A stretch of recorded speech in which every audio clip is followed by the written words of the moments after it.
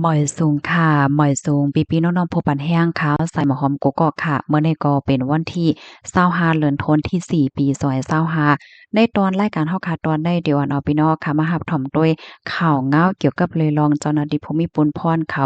ลงปืนตีกวดทาดแฮ้งการหลายตีหลายตั้งนะคะปยก็แทงตอนหนึ่งซ้ำแต่มาตอบปันความถามอันพี่น้องค่ะถามมาลองว่าคักตอนการตอบวัดไว้ถึงไว้ตีหลายยาวพ้องตีไปต่อวัดต่อว่าอยู่ในจงกึ่งหลีรายงานโตหือในขณะปยกแทงตอนหนึ่งสอนเจ้าหนังว่าญาปลิกเขาติงยอบเสียเอาตั้งพี่แถวก็ส่งปอเฮิรนนั่นตาเดเข้ามาที่ในเมืองไทยเหี่ยวก็ย้อนเฮ็ดวัดไหวใหม่เลยขึ้นนั่นซ้ำเดเลยไปหลายปีเลยเจ้าในขณะในคลิปในที่มีความตอบในค่ะเพราะนั้นเนี่ยจึงเฮาได้มาถ่อมด้วยข่าวเงาก่อนยาวค่ะค่ะในก็เมื่อวันที่24เดือนธันวาคมที่4ปี2025เมื่อวานในก้อยขามีข่าวเงาหลายๆห้องการเลยออกมาเปิ้นเผาลัดว่า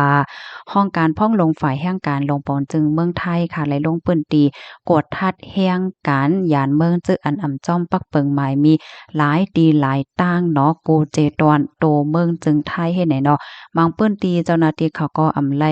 หมอกลาดลงนาเนาะอยู่ๆก็เข้ากับกดทัดให้นั้นกำเหลียวเฮ็ดไหนเนาะเข้ากดทัดในหลายตีหลายตั้งเนี่ยค่ะนับตั้งเอาวันที่1เดือนธันวาคมที่10ปี2024ต่อพอถึงวันที่18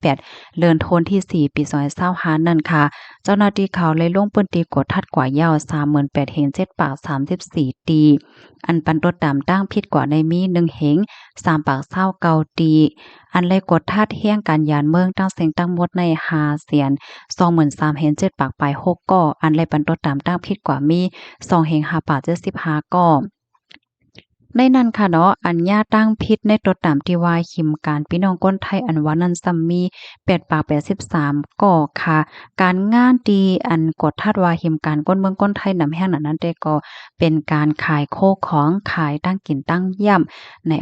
ที่2เนี่ยก็เป็นการแก๊สโคนโหหางเคิงหางพางอันห้องว่างานเสริมสวยที่3เนี่ยก็ฮอโลดฮอก้าเหมือนหนังว่าฮอโลดก้าหับจางว่าขับรถส่งก้นว่า สังหวะเจ้าในเรือเสือนั้นก็มีป้าเทียงการโนดและเจ้าในกำในเฮาคามาด้วยตัวตามมันค่ะเนาะมื้อเหลียวในตั้งฝ่ายห้องการลงฝ่ายจัดหาการงานก่อไล่เตรียมต่างแตกๆเลี่ยงๆหนาสอนเจ้าหนังว่าเป็นแห่งการยานเมืองสิมีวัดไว้มีไว้ขว้างเหตุการณ์เนาะนั้นก็เหตุการณ์อันเจ้าเก่ามีสุนและเฮ็ดนั้นเพราะว่าไหนเดจ้างย่าตามเงิน5เฮงดอกถึง50,000บาทปยก็เตย่าส่งปอกขึ้นเมืองเฮ็ดจังได๋นะกำในเปิ้นมีเปิ้นเผาป้าค่ะเนาะ เดอำปันยืนเฮ็ดวัดไว้ภายในข้าวตั้ง2ปีนับตังเอาถุงหญ้าติ่งยอบไหนค่ะป้องว่านับตังเอาวันที่อันถุงหญ้าติ่งยอบนั่นเหเป็นซ้ำว่าเจ้าหน้าที่เขาส่งปอกเมืองเหย้าไหนก็ได้ลักลอบเข้ามาเมืองไทยคืนเหี่ยวก็กว่าต่างยืนย้อนเฮ็ดวัดไว้ใหม่นั่นไลยาวเพราะว่าไปป่น2 ปีใครว่าเฮ็ดไหนนะ กำในเฮาสามารถด้วยโปเลงนายจางค่ะเนาะสั่งว่าโปเลงนายจางก่อนไหลรับไว้นั้นก็จางแห่งการยานเมืองอันมี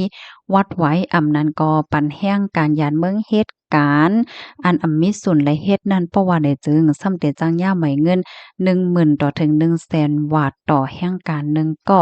สั่งว่าเฮ็ดผิดเหี่ยวเฮ็ดผิดเที่ยงเพราะว่าไหนก็เตจังย่าตามคอก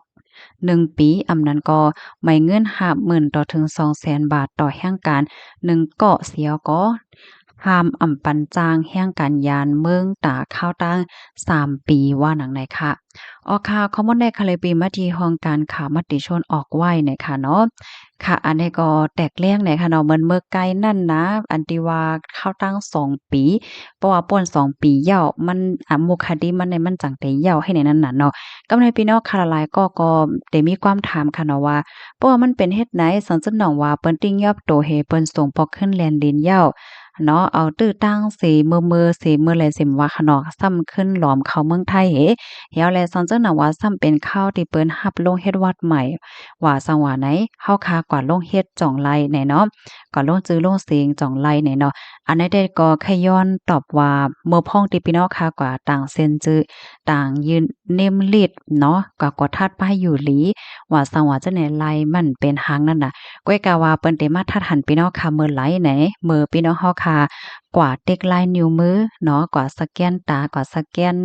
นิ้วมือว่ะอันห้องง่ายๆที่ว่ากว่าเก็บอัตลักษณ์อันว่านั้นค่ะนะเมื่อกว่าตีนนั้นยาวค่ะมันได้ออกมาเสียงหมดไหนเนาะสังเจอหนังเจ้าหน้าที่เขาทัดหันว่าก้นๆในยามอยู่เมืองไทยเสยามถุงยาติงยอบในมันก็ป้องว่ามีอะโมคาดีไว้นั่นน่ะเพราะอะโมคาดีมันไปป่นเนี่ยก็เปิ้นก็ซ้ำขึ้นที่เอาให้ส่งปองเมืองขึ้นกวยในอันนี้ก็ให้ปองเลี้ยงปันพี่น้องค่ะไฮไลท์ฮับโฮเฮแลไฮไลท์ฟังสติกันนำในเนาะเครื่องไม้เครื่องมือกะปานมือเหลียวในค่ะเนาะมันก็ขึ้นเหยียไม่สูงมาเด้ๆเพราะมันหนังเมื่อกูปอกได้ก็มันก็ในลายจือลายเสียงเฮก็เปิ้นก็โฮเย่าจ่องแม่นหือก้อยกามือเหลียวในได้มันจังหือเรียนให้อิดยาวในค่ะเนาะเพราะว่าก็ข้างลายนิ้วมือสแกนตาเนี่ยก็หุ้มก้นๆนั่นแน่เพราะว่ามีปืนมีหังอะโมคาดีสังสิงว่าเนี่ยออกมาหมดค่ะนะกูก็อันใดก็ป่องแล้งบันกูก็น่าให้เลยฮับพูดกันในแชร์ก่อนนำค่ะกำในเฮาค่ะสามารถแทงคอหนึ่งที่พี่น้องเฮาค่ะถามมาเมื่อเลียวคักตอนการต่อวัดไหวในฮอดถึงไว้ดีไหลยาวคาไหนเนาะก็ได้แค่ย้อนตอบว่ายังอำไปถึงคักตอนตีไหลเย็นไว้อยู่ซีในเมื่อโหเลินทนที่3ป่นบ้านนั่นไหลหันตั้ง2 ฝ่ายเปิ้นก็อบโอ้กันเหมือนหางว่าเตต่อปันได้ไว้ในจังในโลโลดอก้อยหนาจังหนังว่าเนาะเมื่อวันที่28นั่นในที่นี้เมื่อฮอมตมยามาเนี่ยก็ซ้ำยาเพลงแผ่นลินไว้เที่ยงเฮให้ในนั่นน่ะเมื่อเลียวก็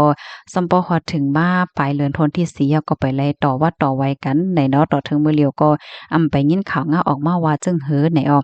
เกี่ยวกับเลยลองในอันตีก้นตรงหนึ่งฝ่ายวัดไว้เขาได้ก็แนะนำว่าแห่งการเจออันอยู่ไว้ในงานแล้วโลเลยต่อวัดไว้อยู่ในค่ะดอกก็อย่าไปเน็ตค่ายตีอยู่ค่ายป้อเล็งได้จางแจ้งเข้าแจ้งออกว่าออกเข้าตั้งกว่านอกวันนอกเมืองว่าสังว่าเจอหน้าเฮ็ดไหนค่ะก็เพราะว่าวีซ่าแล้วไว้ให้การให้มันหมดเอาค่ะน่ะเมื่อเหลียวอันอยู่ไรเนี่ยก็ลงปอนจึงเขาเปิ้นหย่อนย่านปันเที่ยงตาเข้าตั้ง6เหลินต่อถึงเหลินทนที่8นั่นก้อยจึงในนั่นน่ะนะอันในตอนหนึ่งปยก็แทงตอนหนึ่งอันพี่น้องเฮาค่ะถามมาว่าจองโหลแลกว่ารายงานโต5เนี่ยเนาะอันนี้ก็ได้แค่ย้อนตอบว่าตั้งฝ่ายผู้ตรงหนึ่งลองวัดไว้เขานั่นเขาแนะนำว่าได้เลยกว่ารายงานโตค่ะเนาะเหมือนหนังปักเก่าเปิงเก่านั่นก้อย90วันไหล1ปอกจังได๋ค่ะค่ะนี่ก็เป็นเกี่ยวกับเลยลองวัดไว้ลองแห่งการยานเมืองไหนเนาะยินโจมพี่น้องค่ะกูก็ค่ะตีฮับถอมปันเอ็นปันแห้งไหนค่ะเนาะฮับถอมยอกให้ปันตั้งหันถึงนั้นก็เพิ่มเทียมข้อมูลในตอนรายการปล่อยเสียงเฮาค่ะจึงหือก็เพิ่มเทียมมาเลยอยู่ไหนเนาะเหี่ยวก็ขย้อนปันฟังแทงเมื่อเหลียวในเปิ้นทัดแห้งเนาะทัดหลายเจอหลายเปิงหลายมิ้วค่ะมันก็จะว่าแห่งการยานเมืองก้วยค่ะเนาะต่างตีต่างตั้งต่างคือต่างเมืองเปิ้นก็ทัดป้าเหมือนดังก้นตีเอาวัดเปิ้นมาจ่ายว่าเฮ็ดอีหังจ้อมปักจ้อมเปิงว่าสังว่าเนี่ยก็มีข่าวเงาก็ออกมาว่าญาติย่างยอบญาติทัดแท้ใดอยู่เคยย้ายยาวเนาะพ่องยามมาแล้วแน่ค่ะยินจมเย็นนำค่ะเหมยสงค่ะ